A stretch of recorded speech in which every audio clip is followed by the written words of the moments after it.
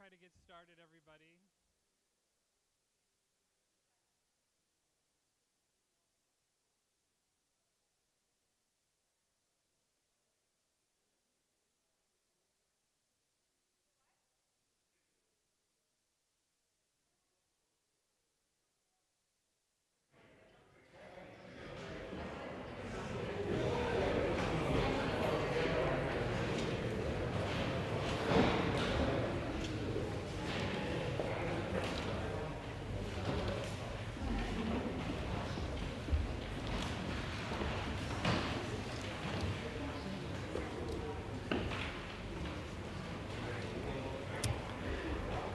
Good afternoon, everybody, and welcome to Remembering Our Friend, a tribute to Judge Paul G. Feinman.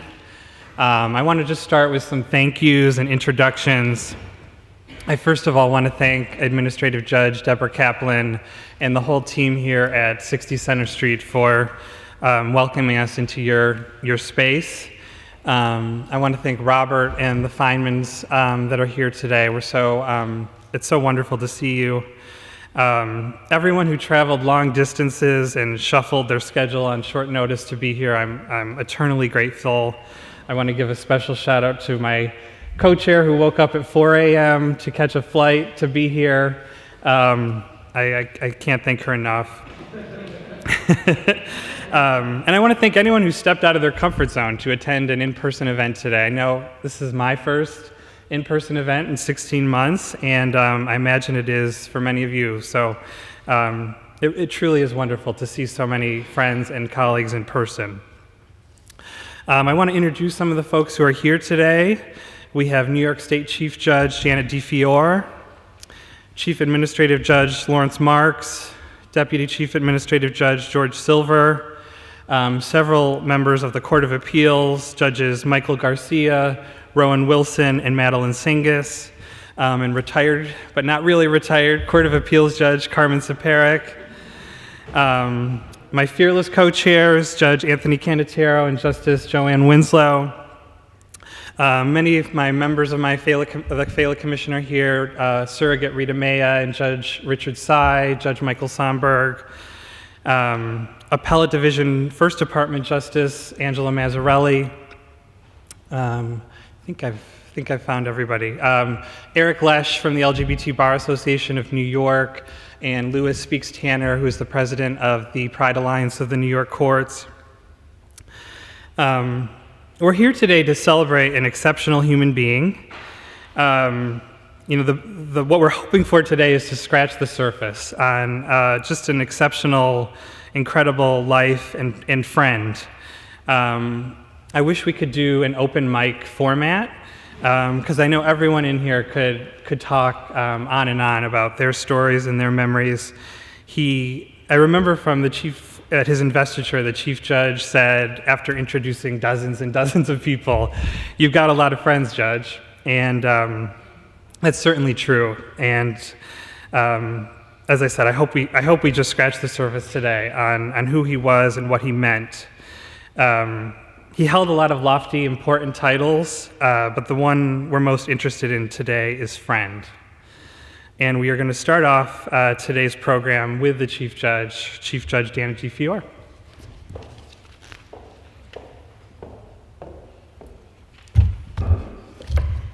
Thank you, Matthew. So, as accustomed as I am to speaking publicly, this is different, and it's hard for all of us.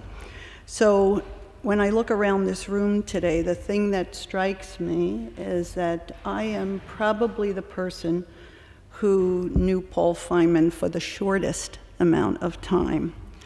But while our time together was very short, our friendship was one of the most meaningful, personal and professional relationships I've had over my lifetime. So I met Paul a little more than 4 years ago when he was considering submitting his name for a vacancy on the Court of Appeals. During our first meeting, we spent several hours together up in my chambers in Westchester, and we talked about everything.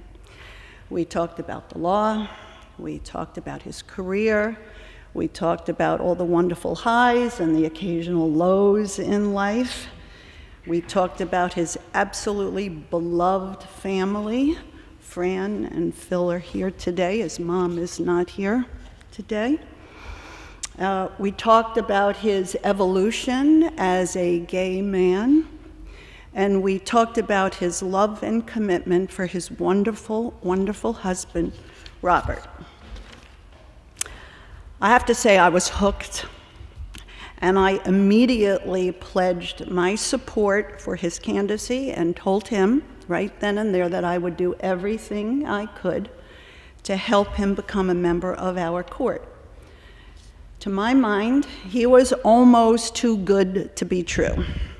He was a smart and experienced trial and appellate judge, enormously helpful for the position he was seeking. He had earned a great reputation among his colleagues and among the members of the bar.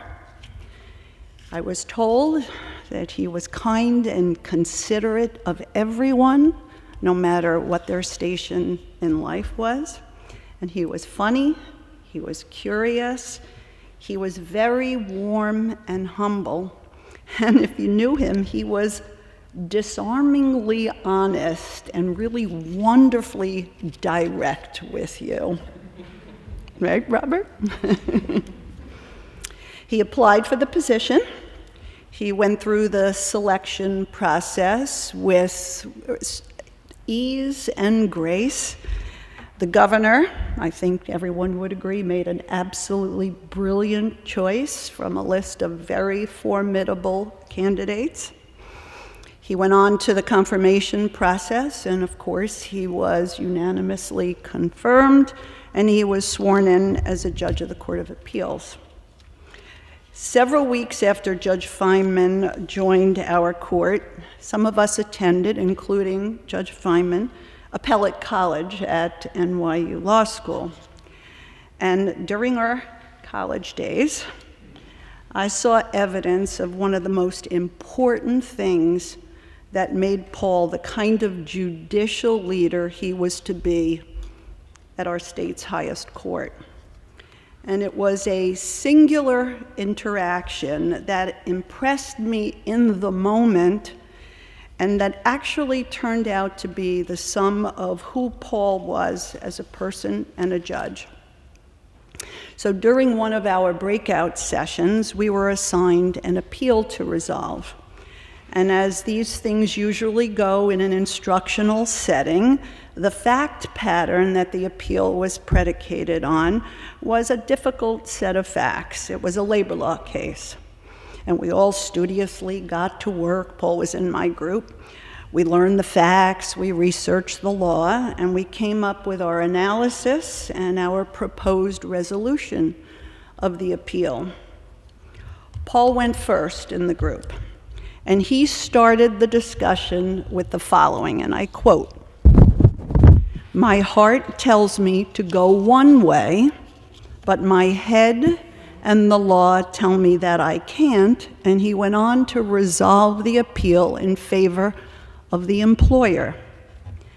That simple declaration reflects exactly who Paul Feinman was.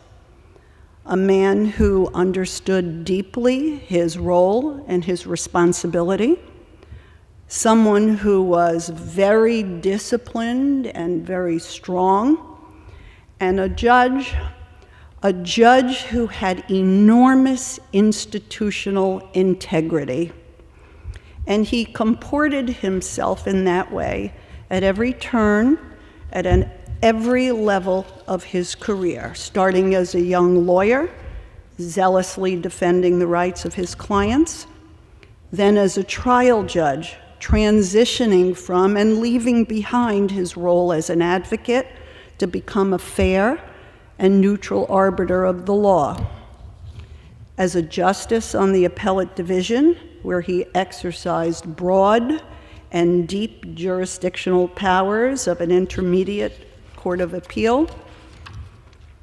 And finally, ascending to the state's high court, where he was quick to learn what Chief Judge Wackler just recently spoke about in an article in the Law Journal, that he had been elevated to a place where he was now required to leave behind those broad jurisdictional powers of review and the authority he enjoyed, exercising his interest of justice jurisdiction, all those important powers entrusted to the trial courts and the intermediate appellate courts, and transition, which he did so elegantly and so successfully, to his new role on the state's court of last resort and his new constitutional responsibility and mandate to participate in the court's work to settle, preserve, and strengthen the law that had been argued below and preserved for our review. It was an absolute privilege and pleasure to watch him work and to work alongside of him. Paul Feinman had a deep and abiding respect for the rule of law. He understood the full contours of the fair administration of justice, and he understood and he honored each and every role he played in our system of justice. And in that regard, he was practically perfect in every way, a true model for all of us to emulate and follow. So, like many of you, I miss him deeply in my everyday life. We miss him on our court, and for certain, the people of the state of New York have lost a great, great servant. And those of us lucky enough to have known Paul should strive to carry forward all of the lessons in kindness, in humility, and duty that he has shown us. Thank you.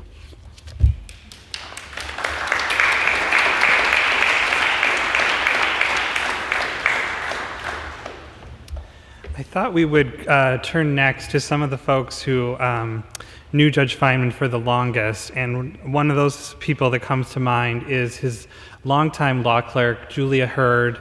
Julia clerked for him for almost his entire run as a judge, from the civil court to the Court of Appeals, and I can't thank her enough for coming today, and she's headed up to the lectern.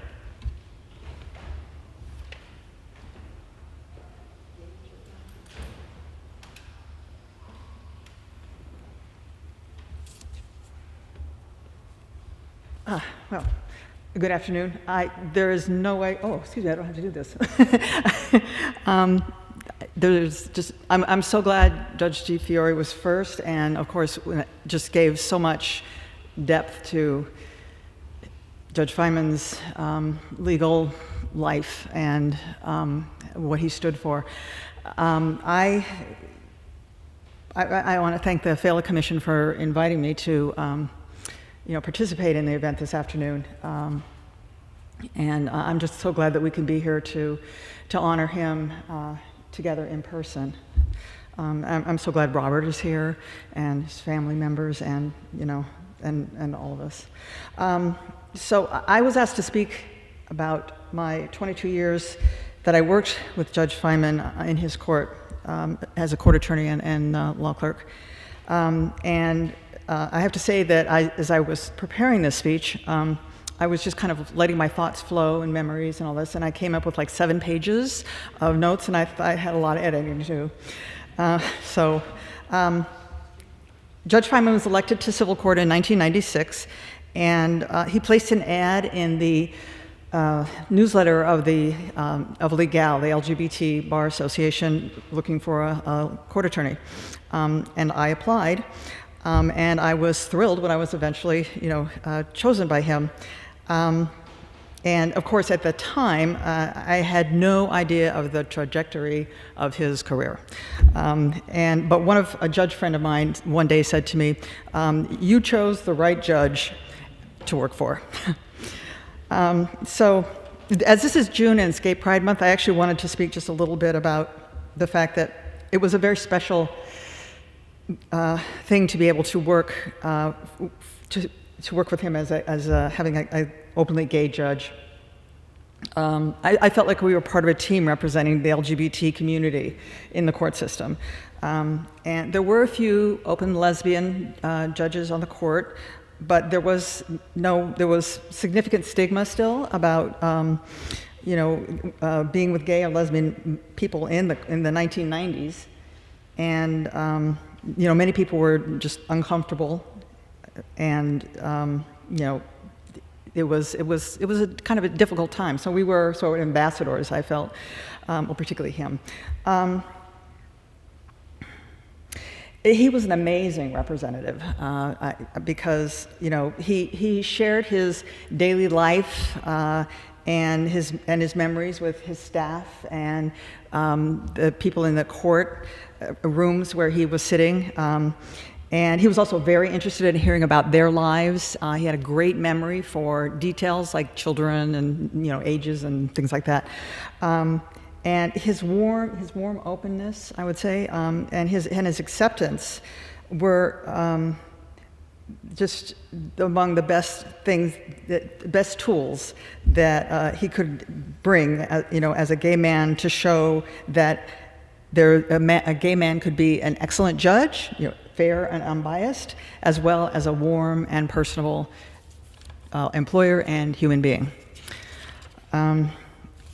So it's also well known that not all judge-court attorney relationships go smoothly, particularly behind the closed doors of chambers. I am very happy to say that's not the case. We were a great team until he was made an acting Supreme Court justice. It was just the two of us. And so we were in basic agreement about most of the areas of law, and he certainly taught me an awful lot about the law and how to interpret it. But I have to say, we also liked classical music on the radio. We liked plants. We both liked late afternoon coffee, and we would take turns going out to the deli nearby to get each other coffee. Sorry. And we shared a fair amount of our personal lives as well. And I will just say that I remember when he first told me about Robert, that I knew he had met someone very special. It was clear. The judge was a good and patient teacher. He first with me and then with the other law clerks and interns that worked in chambers. And he was astonishingly even-tempered. If something went wrong, he was hardly ever, even in a little bit, irritated. It seemed he would try to repair the problem if it was fixable, and otherwise we would just move on and work with it as it was. Occasionally he and I had differences of opinion, of course, and while I never forgot who was the judge, there were times I just disagreed with him. But even when he overruled, which he mostly did, my thoughts, I knew that he always appreciated me, trusted me, and that I was part of his team. It's kind of long. He was, I think as Judge DiFiore mentioned, he was very modest about his skills and his intellect. And it actually was sometimes for him to often take a compliment, he'd sort of brush it off. But on the other hand, he was always willing to listen to other people who had a problem or needed advice. And that would include members of the court staff, people in his family, and people, some of his friends. And he was an exceptional problem solver, I think. And he had a great ability to give sound advice. So, he, of course, I think and hope, became more assured and knew a better sense of himself as just the most brilliant man that he was. But he was always just really humble about it. So in Supreme Court, this court, Judge Feinman was assigned to IAS Part 17. And today his part clerk and court officer are here, as well as me. And we formed a real team. It was a really wonderful 3 or 4 years, I guess, that we worked together. And everybody has stayed in touch since then as well. And I know that the judge was very supported by them, and he was there for them whenever anything came up in their personal lives. And there were a lot of laughs, and there was a lot of respect, of course, and a certain amount of ribbing, and he continued to do that.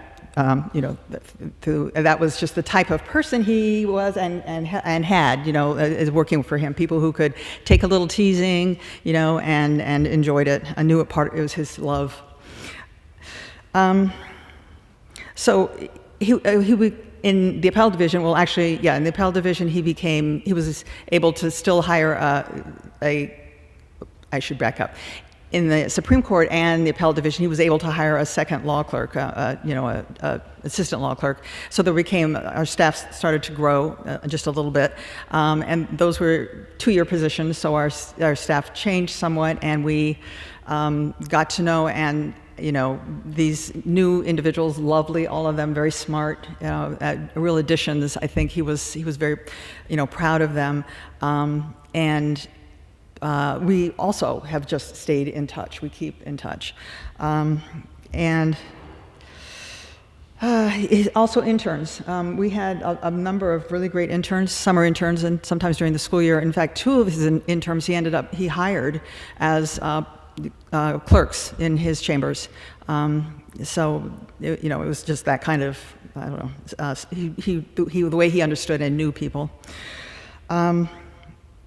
So I guess I wanted to repeat a story I've told before, but his warmth was particularly evident in his practice of personally delivering holiday gifts to the employers and the various departments of the courthouses in which he sat.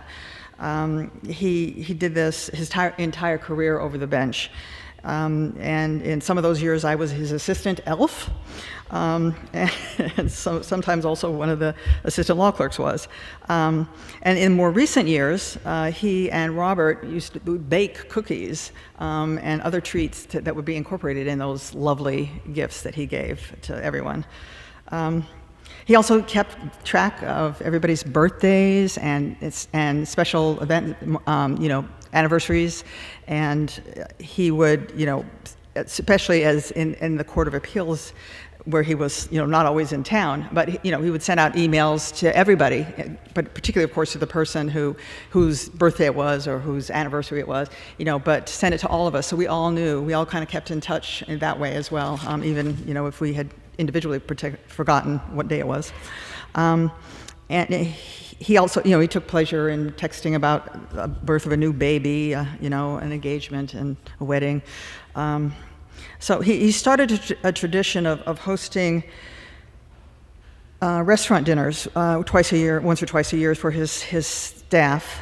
And he carried that tradition into the first department. But at the Court of Appeals, he had to change it, or he did change it somewhat, partly because of the distance and the amount of people at that point, actually, that he would be inviting, I suppose. But he changed it. We now have an August get-together of all his former clerks and staff. We did that last year. That was kind of like my one COVID event, I think, really, was going, to a park and being with other people, catching up with them, and it was a lovely thing. And now that he's gone, we plan to keep that tradition going forward. We are making plans right now for our not our second annual August get-together, where we can be with each other and also, of course, just talk and remember him and laugh and just have a great time, I hope. I would be remiss actually if I just didn't say to you all that Judge Feinman was very close to his family, and through stories and gatherings, I was privileged to be able to meet and get to know some of them. And I actually felt sort of as if I was an extended member of his family. And of course, then we all were extended members of the court family together, so it was a big family. And so I could go on at length and regale you with 22 years worth of wonderful memories of both a professional and a personal nature.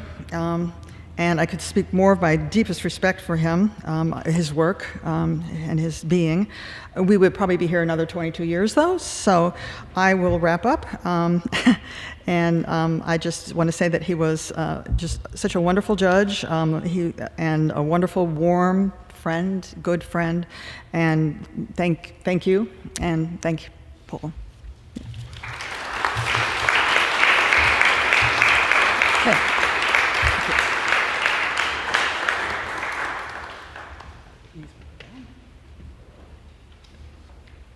Thank you so much, Julia. Next up, we have Administrative Judge Deborah Kaplan, Judge Feinman's friend for decades.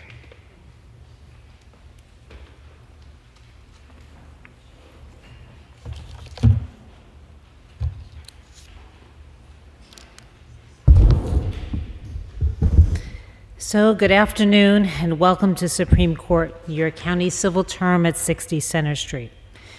And I thank you, too, for coming today to remember our beloved friend and colleague, Paul Feinman. And I'm really very grateful to have the opportunity to say a few words and to be among the honored presenters. Paul worked in a lot of different buildings. He worked in 100, he worked in 111, he had chambers in 80, he was at 60, he was at, the Appellate Division, he was at the wonderful Court of Appeals. But for me, I always associate 60 Center Street as Paul's home. And this is where he is much beloved, as in other places. I'd like to thank our Chief Judge, Janet DiFiore, who never ceases to inspire and encourage us. And her able, thoughtful, and supportive leadership keeps our court system moving with both efficiency and with care. And her leadership during the pandemic has been nothing short of remarkable. Likewise, Chief Administrative Judge Lawrence Marks, or Larry Marks as we say, who has oversight of the day-to-day operations of our court statewide, is an exemplary leader. For nearly 6 years, you have held this role, which is incredibly demanding, but even more so over the last 15 months. And I don't know how you do it, but you remain unflappable. And of course, our friend Deputy Chief Administrative Judge George Silver is an outstanding leader, galvanizing us in the trial courts into action every single day. No matter how challenging his myriad of tasks are, he never loses his sense of humor, and that is no small feat. I want to acknowledge the co-chairs of the Failla Commission, Judge Anthony Cannataro, Judge Joanne Winslow, and again, congratulate Judge Cannataro in his appointment to the Court of Appeals. I wish to acknowledge Alfonso David, who will be speaking to us by teams. You can see we have his name underneath the screen if you're wondering where he's going to be. It's where he'll be. He's president of the Human Rights Campaign, but I'm actually delighted that he's able to participate today. I know that Judge Feinman respected Mr. David very much and appreciated his friendship also. And many people refer to Judge Feinman as a trailblazer, but Mr. David is a trailblazer as well. Thank you, Matt Skinner, Executive Director of the Richard C. Failla LGBTQ Commission of the state courts. Matt and I have worked together in a lot of different programs that have been here in the courts over the past few years. His dedication and zeal are unmatched, but honest to God, Matt, I wish this was one program we just did not have to have. I want to acknowledge Robert Ostergaard, Judge Feinman's husband. Their deep love and abiding respect for each other was palpable, and it was truly something to behold. And I wish to recognize Paul's family, his brother Phil Feinman and his sister Fran Bellinson, who join us here today. And believe me, we're very honored that you're here. As I said earlier, Judge Feinman was frequently called a trailblazer, and he was. He was also referred to as a role model and a mentor, and he certainly was that too. And he was characterized as a beacon of light in the LGBTQ community and as a fierce advocate of human rights. But he's also been described as kind and giving and compassionate and incredibly humble person. But in my home, for my husband Harlan and for my son Daniel, Judge Feinman was warmly and simply addressed as Uncle Paul. Judge Feinman's legal acuity has been commented on repeatedly. His depth and breadth of knowledge was breathtaking. Paul was by far the smartest person I have ever met. He was dedicated to the rule of law and to equal justice for all. Yes, many glowing words have been written and spoken about Paul Feinman, and every single one of them is true, truer than you might ever imagine. He was a giant among men. Paul supported so many judges and lawyers as they sought to advance their own paths. He was generous with his time. He shared his experience and wisdom whenever he was asked, always with good humor and endless patience. And every time Paul advanced, he never forgot his responsibility to reach back and pull up and then push forward others on the road to opportunities and to success. And those who knew him know everything I have said about Paul is true. But here's the greatest truth for me. Paul was my best friend, and losing him has been one of the greatest hardships that I have had to endure. There is not a day that goes by that I don't think about Paul, that I don't reach for my phone to call him or to text him, that I don't wait to hear from him, wait to hear for that voice that always made me feel better, no matter how bad of a day I might be having. The other day, Judge Cannataro called me from his new chambers in Manhattan, and the caller ID came up as Judge Paul Feinman. For a second, I thought to myself, wow, it's Paul. He's finally figured it out how to call me from whatever cloud he's floating around on. But what took him so long? But then I remember Paul won't be calling, not even for company on the long rides to and from Albany, and I experienced that immeasurable loss again. And all that I can do now is honor his memory. With great gratitude from us and with permission from Chief Judge DiFiore, we are planning to dedicate this beautiful ceremonial courtroom in Judge Feinman's name later this year. I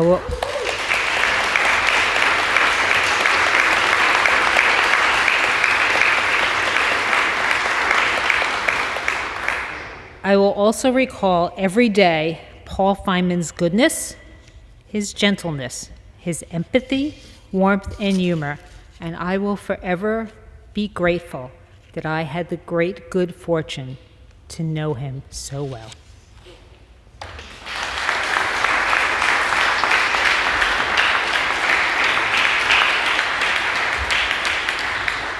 So I might just switch up the order a little bit because I see we have Alfonso on Teams. Alfonso emailed me last night to say that he had been summoned to the White House, but that we wanted to move mountains so that he could still participate today. So if Alfonso can hear me, we are ready for him to start. Thank you so much, Matt. And thank you all for allowing me an opportunity to pay a very brief tribute to Judge Feinman. First, to Chief Judge DiFiore, thank you for who you are and for what you continue to do to shepherd the state of New York forward through the lens of the law and the judiciary. And greetings to everyone else who's there today. Unfortunately, I can't see. I have my glasses on. But I met Judge Feinman a number of years ago before he joined the Court of Appeals, and he left an impression on me that we lawyers don't often leave. Learned, but deeply humbled.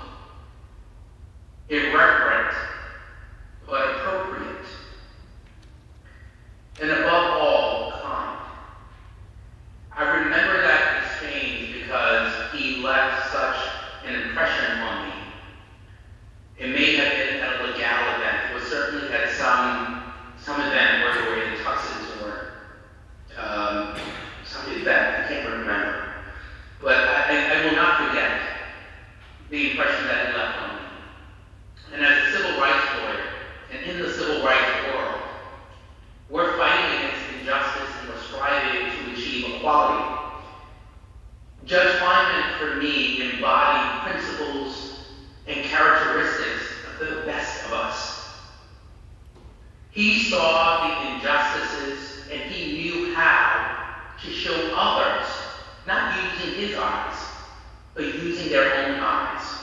And that was his brilliance. With his legal prose, he painted pictures that we could all see. And in so doing, he changed the landscape for some of us who were invisible. And I remember reading a number of his decisions where he was able to change perspectives.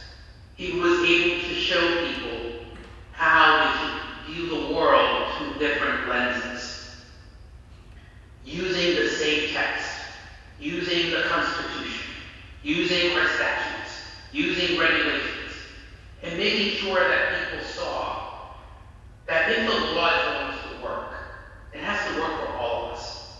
Otherwise, it's meaningless. And one of my greatest pleasures of my time serving in government was preparing Judge Feinman for his confirmation hearing. He had been nominated to serve as the first openly gay judge. And it was my job, among many others, to prepare him. And I remember our first conversation. He was really nervous, but incredibly prepared. He answered all of the questions that I had. There were a few that he didn't anticipate, and it made him even more nervous that he wouldn't be prepared for his confirmation hearing. But I must say that through the weeks that we prepared him, he came to every subsequent meeting even more prepared than he was before, anticipating questions before I even asked him. He made me proud as a gay man. He made me proud as a human being. And it's a huge loss to the state of New York, and it's a huge loss to all of us. So Judge Feinman, wherever you are, thank you for the decades of work to advance a world that is better than you found it. My condolences to Robert and to the rest of the family. And Judge Feinman, we will never forget. And thank you all for allowing me to participate virtually.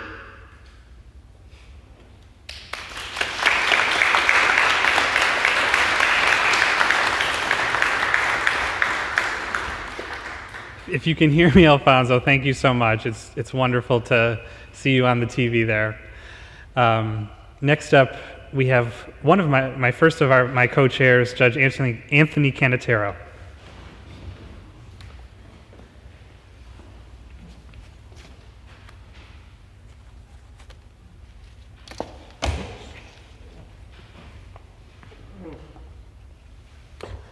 Good afternoon, everyone. First, I think I should mention that the caller ID function at the Court of Appeals chambers has been corrected, and I want to thank you, Judge Kaplan, for taking that call with so much grace and humor, because it was, for me personally, an uncomfortable moment.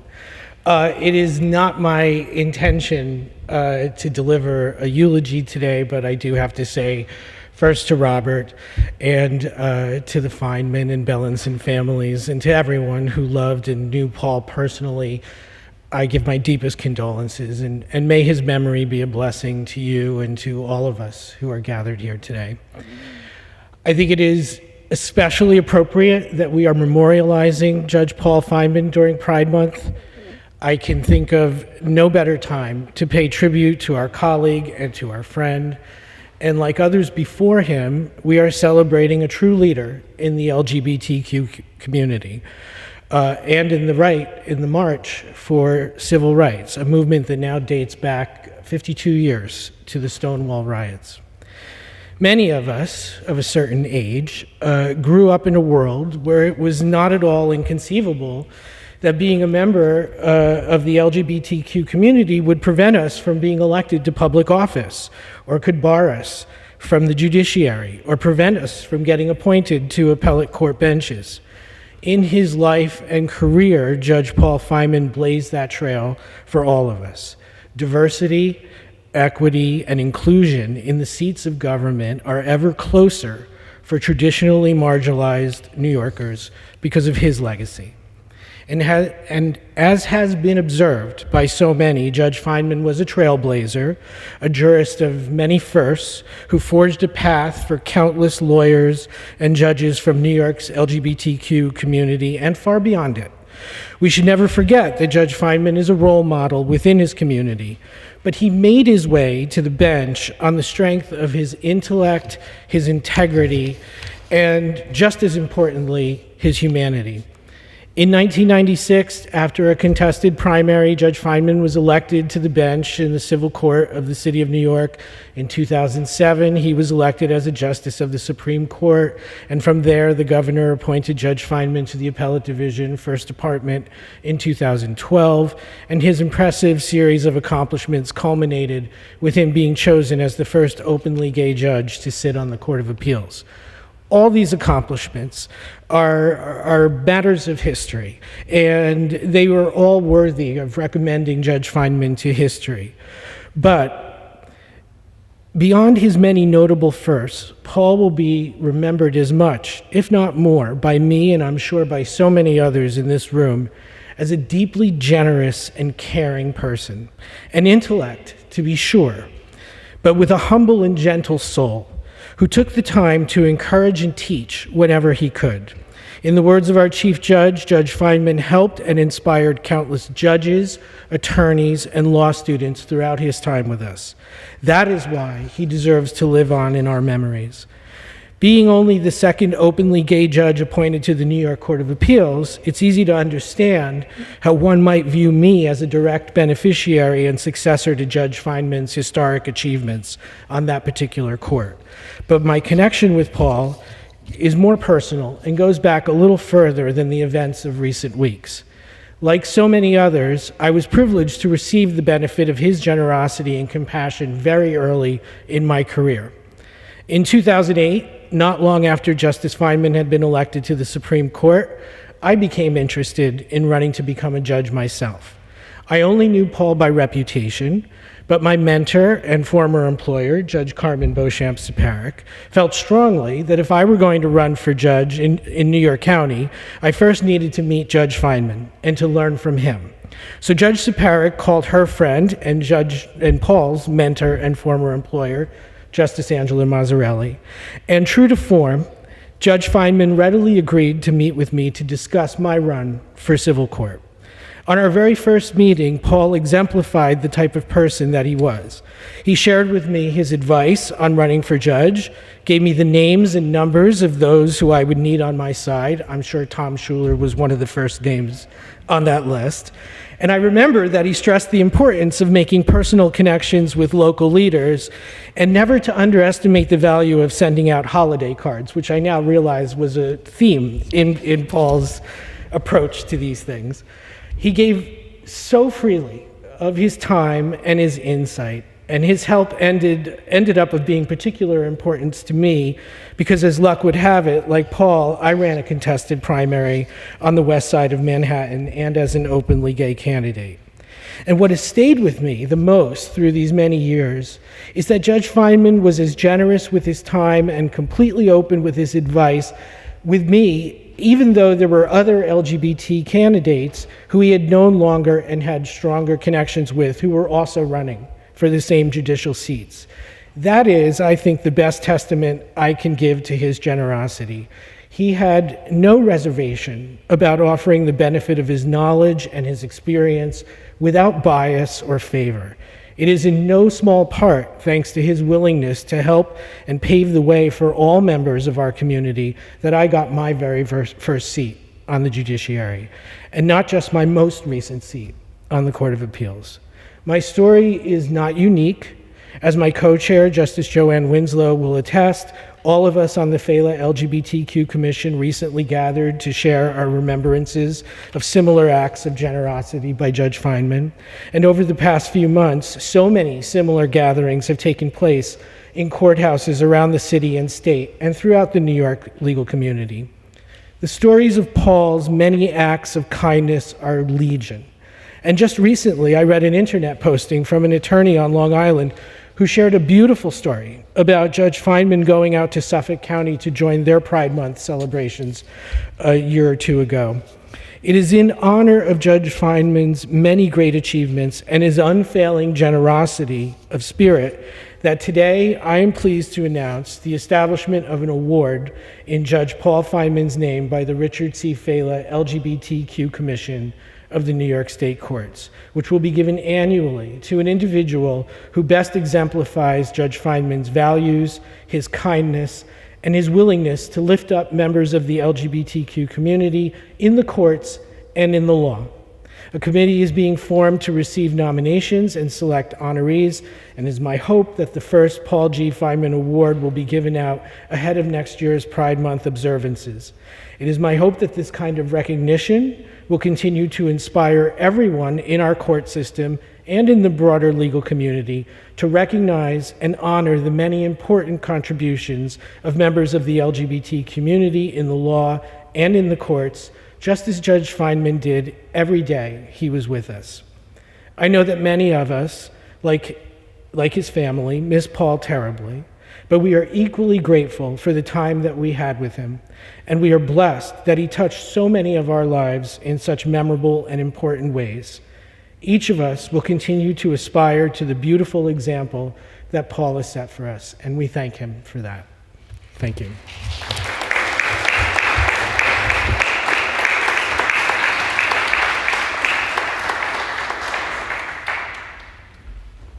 Thank you, Judge. And now my other co-chair, Justice Joanne Winslow.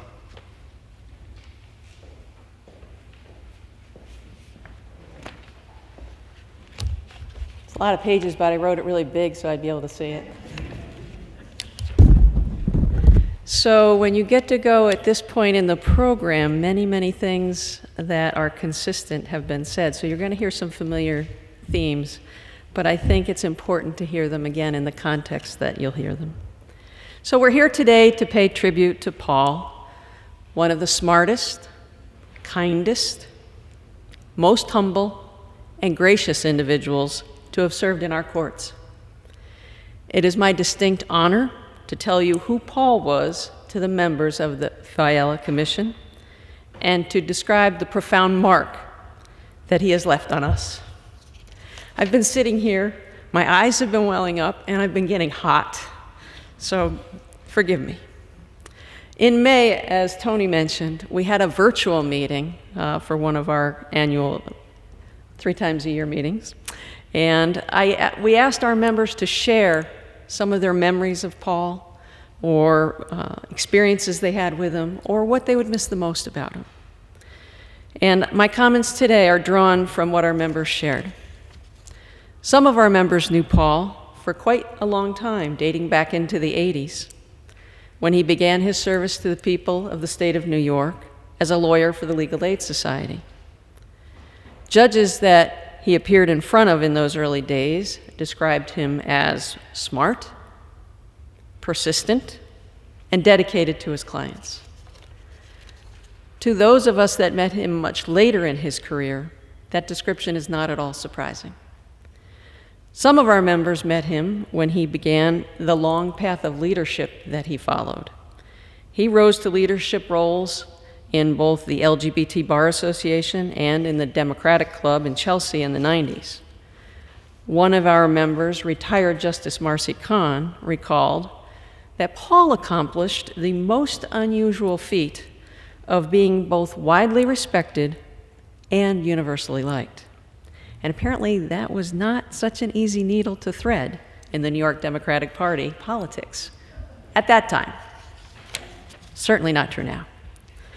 Again, those of us that met him much later in his career were not surprised by that description, not surprised in the least.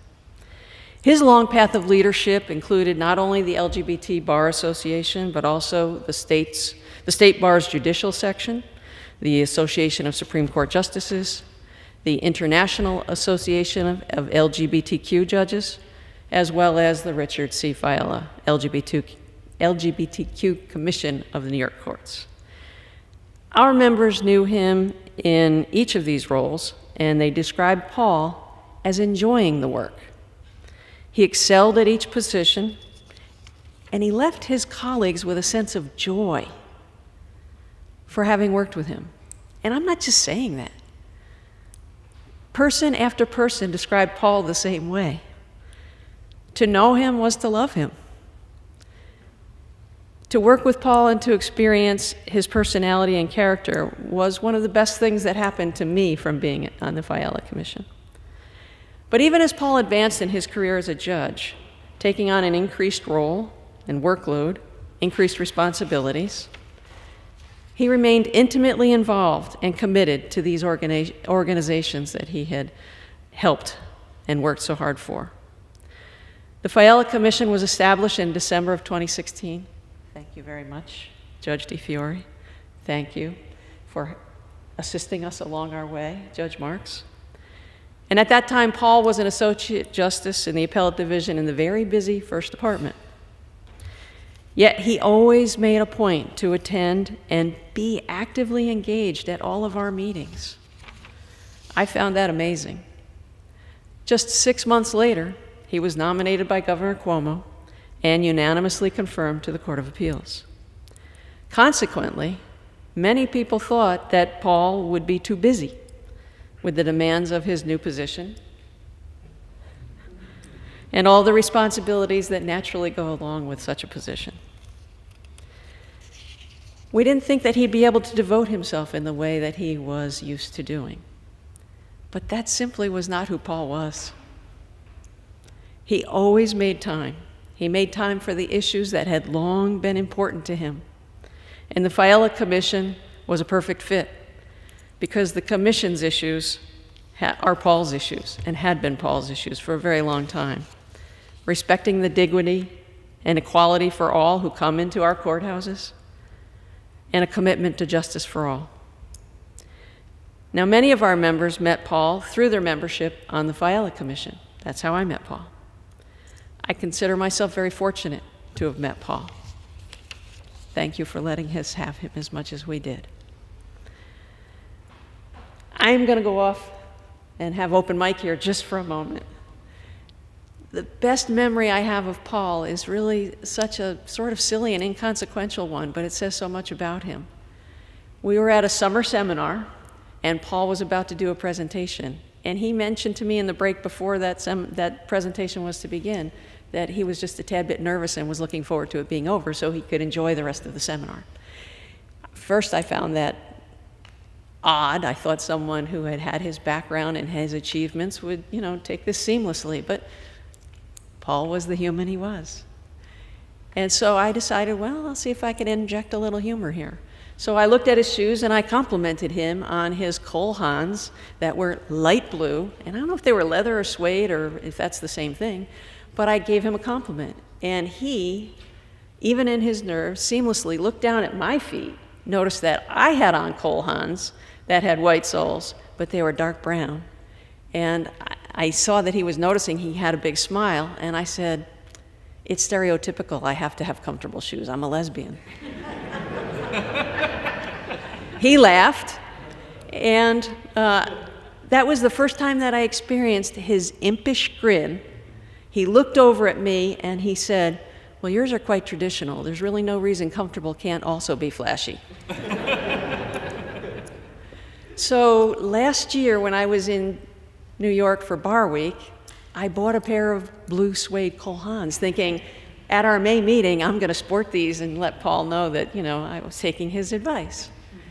We never had that May meeting in person because of COVID. And so today, in honor of Paul, I went out and bought some new shoes. They're not Cole Haans, but they're comfortable and they're flashy. They're blue patent leather with a red stripe around them.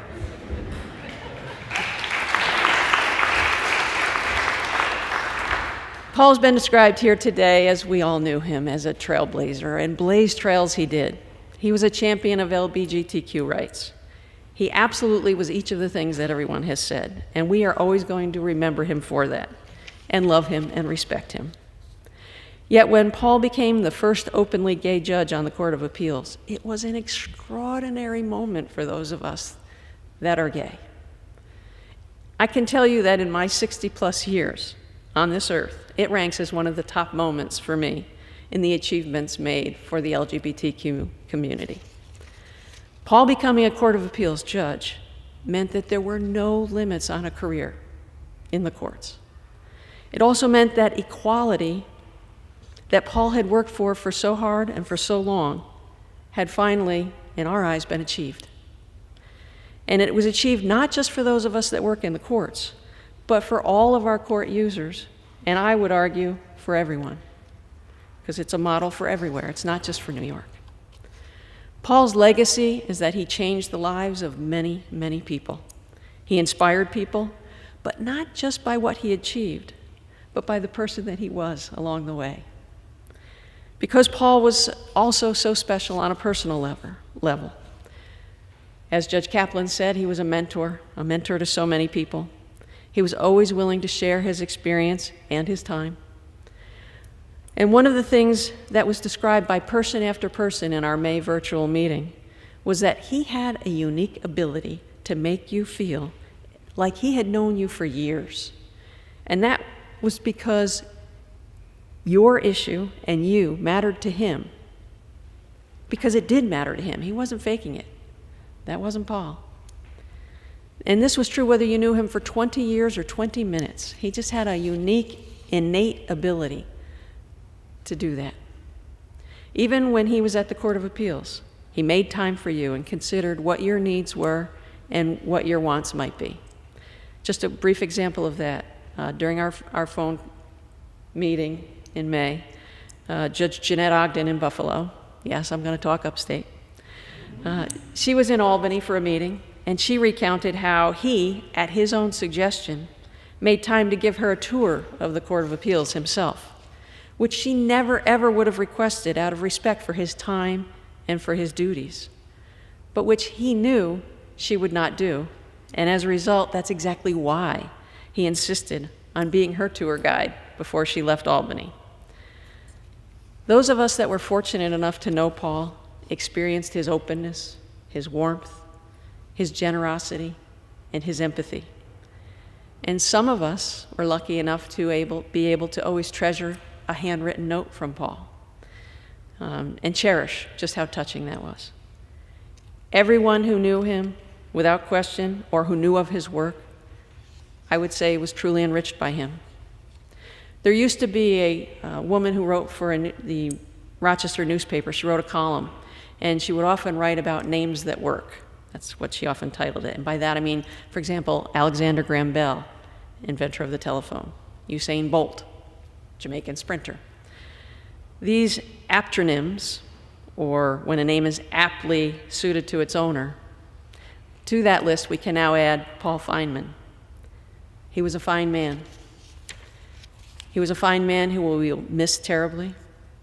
He was a fine man that we feel graced to have known. He was a fine man who worked hard and achieved much. And he was a fine man that we will always remember and revere. He was a fine man who will be loved and missed by all of us. Thank you.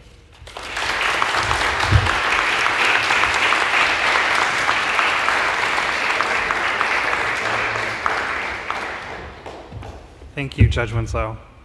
I wanted to just wrap up today and talk about some of my special memories of Judge Feinman, particularly the weeks surrounding his selection and confirmation to the Court of Appeals in 2017.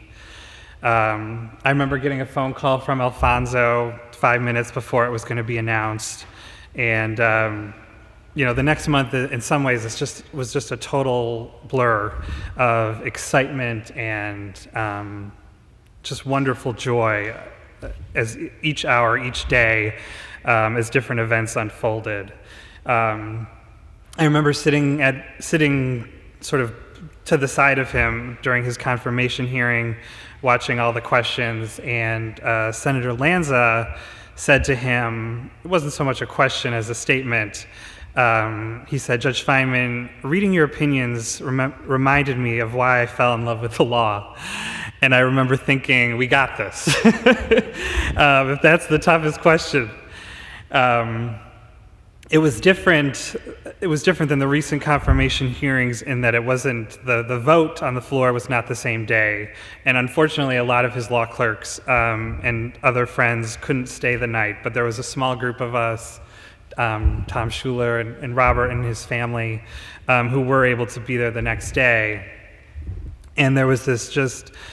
On another personal note, the senator presiding over the Senate, just by coincidence that day, was the senator from upstate New York. I had lobbied him on many different votes, unsuccessfully, unfortunately, but he happened to be presiding that day, and he was the one, ironically, maybe just for me, that had, announced that Paul was unanimously confirmed to the Court of Appeals, and it was such a personally amazing moment for me. There was this picture then, the next day, in the New York Times of the group of us surrounding Judge Feinman, clapping for him, with the Chief Judge right next to him and Robert. And the New York Times cropped, the crop on the photo was just my nose on the one side. And for years I have joked with him about this. I've had a complicated relationship with my nose my whole life. And I joked with him endlessly about how my nose got me into the New York Times in this photo. And it's one of my favorite memories of him, even if it does remind me of my big nose. I remember going around with him. He got a tour of the court from the Chief Judge after we walked from the Capitol to the court. And we took pictures of him in the chair he would eventually sit in at arguments. And I remember after the tour ended, I asked him if we could go back in Court of Appeals Hall for just a couple more minutes, and if the two of us could get a picture under Judge Kay's portrait. And I remember saying to him, it looks like her smile has perked up just a little bit more as we took this picture. I treasure that photo, and I've looked at it a lot the past few months. He drove me, it wasn't the plan, but Robert and Judge Feinman drove me back to the city that night, and I don't think I've ever been in a car ride that was filled with so much joy and hope and excitement and promise. And, I'll never forget that drive back to the city. And that the coming weekend was the Pride March, back when we had in-person Pride marches. And you would have thought it was like Cher or Liza Minnelli going down Fifth Avenue, but it was Judge Feinman, and there was just this thunderous roar of the crowd, of hundreds of thousands of people cheering for him. It's almost hard to explain how exciting and thrilling it was to march behind him that weekend.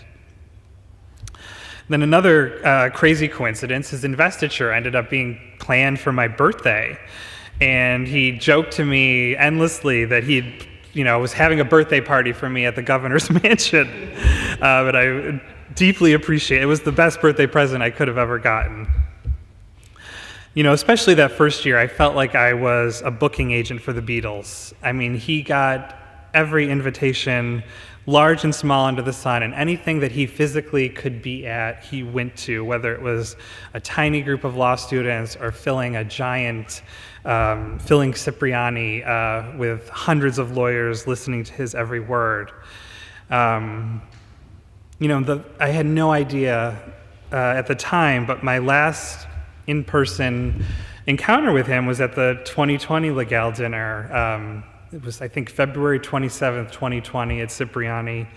And I've been thinking so hard about, what I really remember that night is on my walk there, I saw the first person wearing a mask on the street. And I remember talking to people that night and saying, don't you think that's an overreaction? Why would someone be wearing a mask? And I remember sitting, I just said this to Judge Somberg, I remember sitting in between Judge Feinman and Judge Somberg, and as so often unfortunately happens in life, you don't realize it's the last time you're going to sit with someone. And I didn't realize I was not going to see any of the people I work with for the next 15 months either in person. But what I remember him saying to Judge Somberg Judge Somberg was talking about the trip he had coming up, and Judge Feinman said, I'm worried about you going on this trip. Please be careful.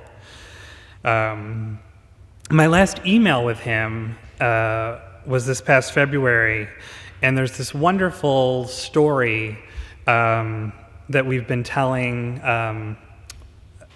There was an event with them with the Pride Alliance a few weeks ago, and the Office of Diversity and Inclusion did a podcast with them this week that I encourage you all to listen to. But there's this wonderful new lesbian married couple who both became housing court judges. And it's just a wonderful human interest story. And we've been really sort of encouraging people to interview them and learn about them. But in any event, I emailed the whole commission the Law Journal story about them when it got published. And Judge Feinman, maybe 5 minutes later, sent me an email saying, this is wonderful news, but I really wish the Law Journal had mentioned Judges Joan Lobus and Mary Bednar, who back in the 80s were a judicial, it was certainly, they weren't married because it was the 80s, but I really wish you had told this to the reporter and they could have been mentioned in this article. And I'm happy to say I immediately emailed him back and said that I had told the reporter this. Unfortunately, I forwarded him my email exchange with the Law Journal where I had done just that. And so I'm happy that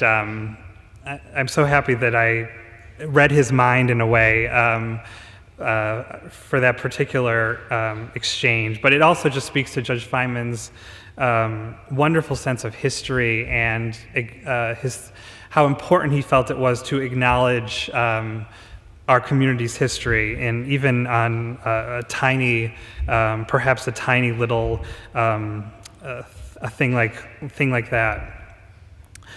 The events of this past March were devastating. I remember one Sunday night seeing a Facebook post from Robert, and I think 2 days later I looked down at my phone and I saw a tweet from the State Bar saying that Judge Feinman was retiring effective immediately, and I just about fell out of my seat. I was so shocked. I tried to pretend things were not as dire as they were, but I still can't believe he was gone so quickly.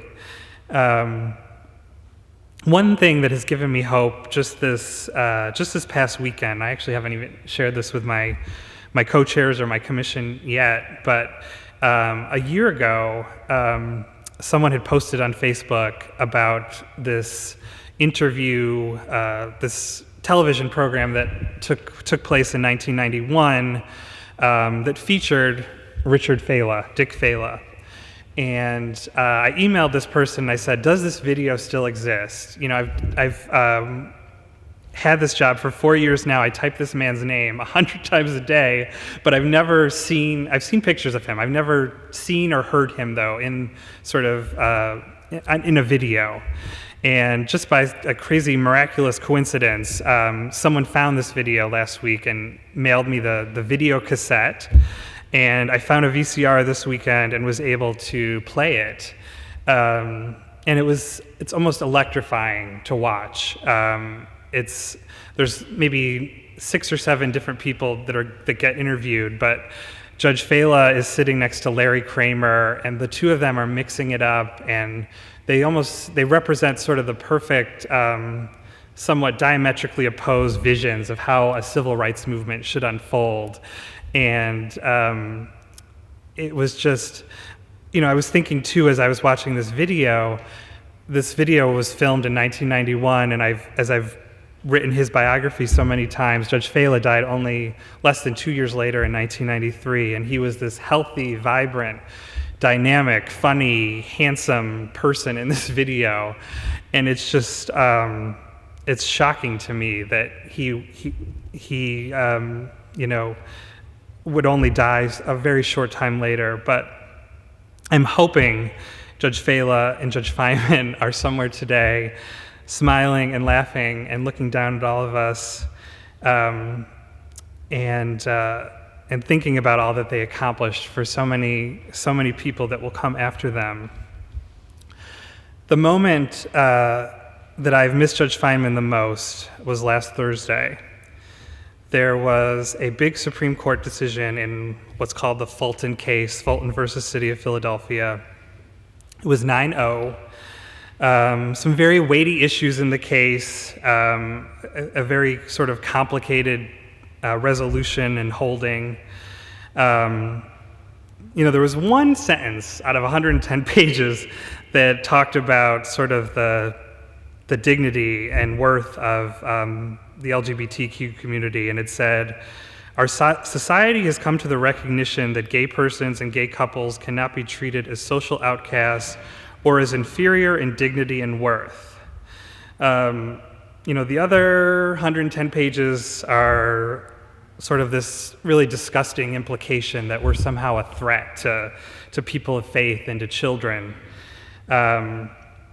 And I guess what I just wanted to end with here was, I wish some of the people that devote their entire lives and these organizations that spend millions of dollars to bring these cases to the Supreme Court to try to ban us or exclude us or expel us from different spheres of life. I wish some of those people would come outside those big constitutionally reinforced walls they've built around themselves, and maybe come outside every once in a while. You might make a friend like Paul George Feinman, and your life will be enriched beyond measure. Thank you very much.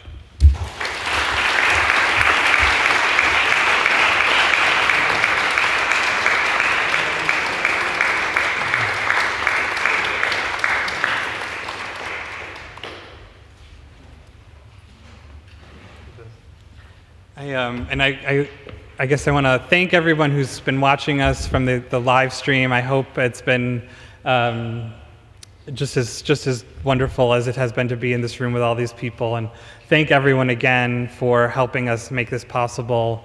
And I look forward to seeing you all again soon. Thank you again.